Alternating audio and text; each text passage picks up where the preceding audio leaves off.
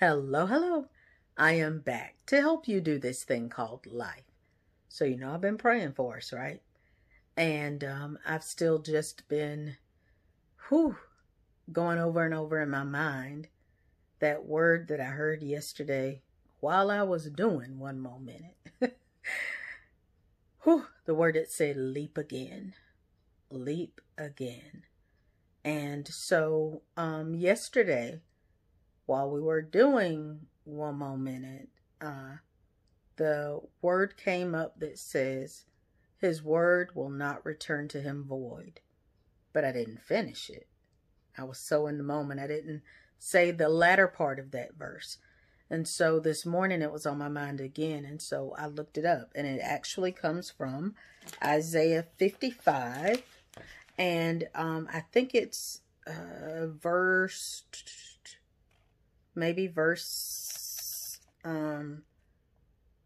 11 or 10. But anyway, I'm going to read Isaiah 55 verses 8 through 12. And this is from the Amplified Version. And it says, For my thoughts are not your thoughts, nor are your ways my ways, declares the Lord.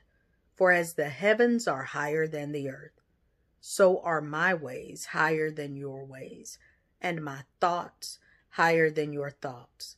For as the rain and snow come down from heaven, and do not return there without watering the earth, making it bear and sprout, and providing seed to the sower, and bread to the eater, so will my word, here we go, so will my word be, which goes out of my mouth.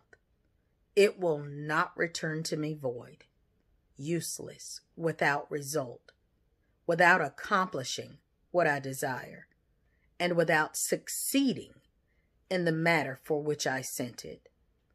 For you will go out from exile with joy, and be led forth by the Lord himself with peace. The mountains and hills will break forth into shouts of joy before you, and all the trees of the field will clap their hands. So, not only did he say that the word, because I said we are a word from God, when he spoke us into existence, when he sent us to the earth, I believe I believe we are a word from God. And it says that his word will not return to him void, useless, without result, without accomplishing what he desires. It will succeed. It will succeed. And so, and he compared it to the snow and the rain coming down. And he said that the snow and the rain never comes down without, and it doesn't return there, back to the heaven. It doesn't return there without watering the earth, making it bear and sprout, and providing seed to the sower and bread to the eater. And he says, like that rain and snow that comes down, does what it's supposed to do before it returns back to the heavens. That's what I believe it's saying. That's the same thing that we're going to do. He sends us here, and we are going to release into this earth and activate in this earth the very thing that he sent us here to do. We will go back to him, but we will not go back without doing what he assigned us to do. I believe that about my life. I believe that about my life. And it goes on to say that the mountains and hills will break forth into shouts of joy before you, and all the trees of the field will clap their hands. And it reminded me of a verse a long time ago that the Lord had highlighted to me many years ago. Oh, it's probably been, maybe 12, 13 years ago, or more. Yeah, probably closer to 15. And the Lord was saying that the scripture came to mind when it talks about the earth is in travail, moaning, groaning, waiting on the sons of God to mature. And I looked it up, and I forgot what version this is, y'all. I'm sorry. I forgot what translation this is. I didn't write it down. But it's Romans 8:19, and it says, "For all creation is waiting eagerly for that future day when God will reveal who his children really are." I believe that at times he reveals us one by one. But I believe that when he talks, because he says all of creation is waiting, just eagerly waiting. The earth, something's going to click in place in the earth when we do what we're supposed to do.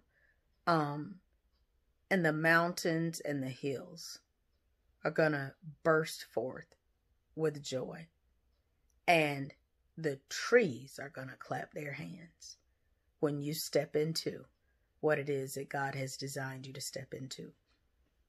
I made up my mind after this time with you last night. I made up my mind.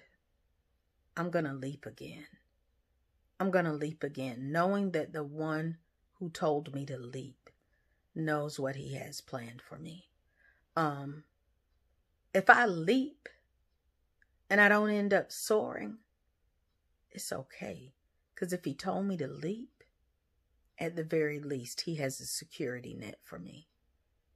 I know one thing, I will not fall headlong. I won't be splattered open. That I know. He's going to catch me. If it's got to be that security net, he's going to catch me. So I'm going to give it everything I have. I am going to leap. And I'm going to leap with the intention of flying. But if by chance my wings don't quite work like they ought to yet, if it's one of those fluttering moments and I end up falling, I know he's got me. And I know there's still a plan.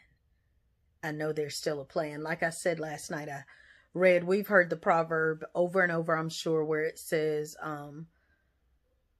strike while the iron is hot. But I told you I read somewhere else where somebody said, strike while the iron is hot, or keep striking until it gets hot.